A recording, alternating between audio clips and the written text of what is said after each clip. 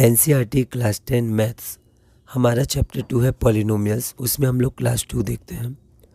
What is the expression for zero of a linear polynomial in its standard form. तो जो standard form होती है linear polynomial की वो होती है ए एक्स प्लस बी। हम लोग मान लेते हैं इसका नाम पी एक्स है, तो p x is equal to A x plus b. इसका ज़ीरो हो जाएगा एक्स की वो वैल्यू जिसके लिए ये पॉलिनोमियल ज़ीरो देगा। तो x की वैल्यू निकालने के लिए या ज़ीरो निकालने के लिए हम लोग इस पॉलिनोमियल को ज़ीरो के इक्वेट कर देते हैं। तो x की value minus B by A हो जाती है। तो zero of the polynomial is minus B by A linear polynomial. अगला क्वेश्चन है derive the relation between the zeros, मतलब यहाँ पर sum and product of zeros है। ठीक है, तो ऐसे कह सकते हैं derive the relation between the, अगर मैं यहाँ पर लिखूँ sum and product of zeros of a quadratic equation जिसका ज़ीरो अल्फ़ा और बीटा दिया हुआ है एंड इट्स कोफिशिएंट्स, तो मतलब स्टैंडर्ड फॉर्म है ए बी सी। देखते हैं इसको। Let the quadratic equation in its standard form be given as P x is equal to A X square plus B X plus C, और उसके zeros को हम लोग अल्फ़ा और बीटा मान लेते हैं। तो उसके ज़ीरोज़ अल्फ़ा बीटा है, तो इसके फैक्टर्स क्या हो जाएंगे एक्स माइनस अल्फ़ा और एक्स माइनस बीटा। अगर ज़ीरोज़ अल्फ़ा बीटा होते हैं तो वहाँ पर एक्स माइनस अल्फ़ा आपका फैक्टर हो जाता है। दो ज़ीरोज़ हैं तो एक्स माइनस अल्फ़ा और एक्स माइनस बीटा फैक्टर हो जाएगा। तो हम लोग लिख सकते हैं A X square plus B X plus C को इन फैक्टर्स का प्रोडक्ट और कोई एक जनरल कांस्टेंट के, तो k into x minus alpha into x minus beta is equal to quadratic equation जो हमने मानी थी।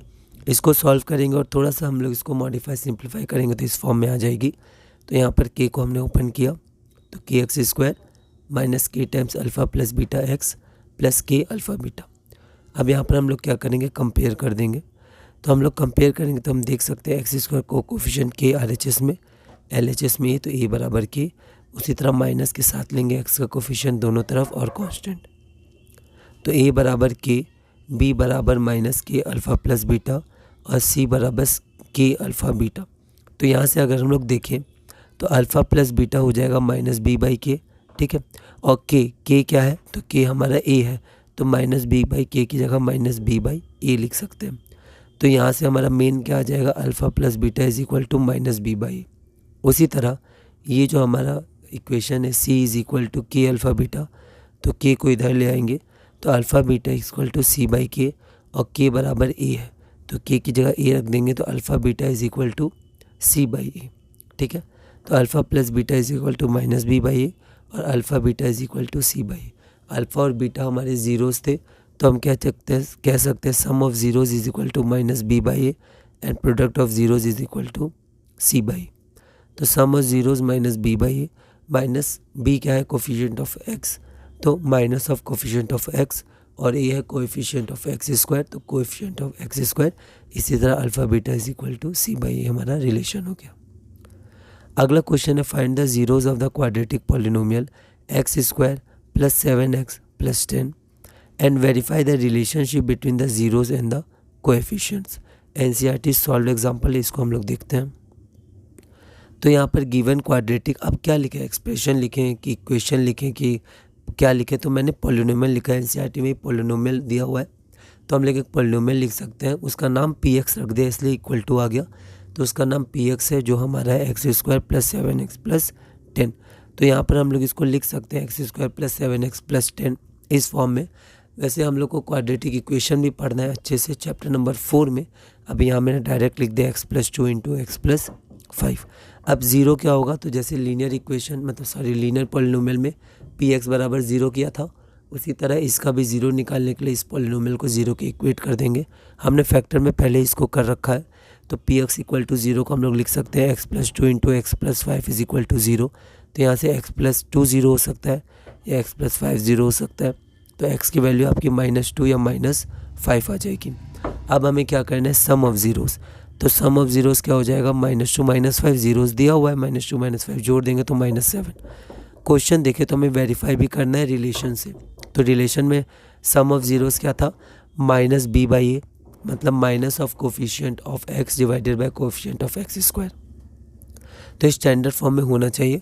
तो कोफिशिएंट ऑफ एक्स या 7, तो -7 और ए स्क्वायर यहाँ पर 1 मतलब एक्स स्क्वायर का कोफिशिएंट ए 1 है तो ए की वैल्यू 1, तो -7/1 जो -7 है। तो ऐसे भी हमने जोड़ा -7, कोफिशिएंट से भी निकाला तो -7। उसी तरह प्रोडक्ट ऑफ ज़ीरो, दोनों ज़ीरो -2 और -5 हैं तो इंटू करेंगे तो +10। और अगर हम लोग रिलेशन से जाएँ तो प्रोडक्ट ऑफ ज़ीरोज़ क्या होता है, constant term divided by coefficient of X square. तो यहाँ देखिए कांस्टेंट टर्म हमारा 10 है और एक्स स्क्वायर का कोएफिशिएंट जो ए है वो हमारा 1 है, तो 10/1 दैट इज़ इक्वल टू 10। तो ये भी वेरीफाई हो गया, दोनों सही है। अगला है हमारा question number 12, find a quadratic equation the sum and product of whose zeros are -3 and 2। तो यहाँ पर सम ऑफ ज़ीरो अगर अल्फ़ा बीटा माने तो अल्फ़ा प्लस बीटा -3 है और रेस्पेक्टिवली है, मतलब product of zero alpha beta आपका 2 दिया हुआ है। तो let the quadratic polynomial B A square plus B X plus C. हमने एक स्टैंडर्ड इक्वेशन मान ली क्वाड्रेटिक पॉलिनोमियल की और उसके ज़ीरोज़ को मान लेते हैं एक्स और वाई है। तो सम ऑफ ज़ीरो क्या होता है, -b/a, alpha plus beta -b/a जो क्या दिया हुआ है हमारा -3 दिया हुआ है। और प्रोडक्ट ऑफ ज़ीरो क्या होता है, c/a।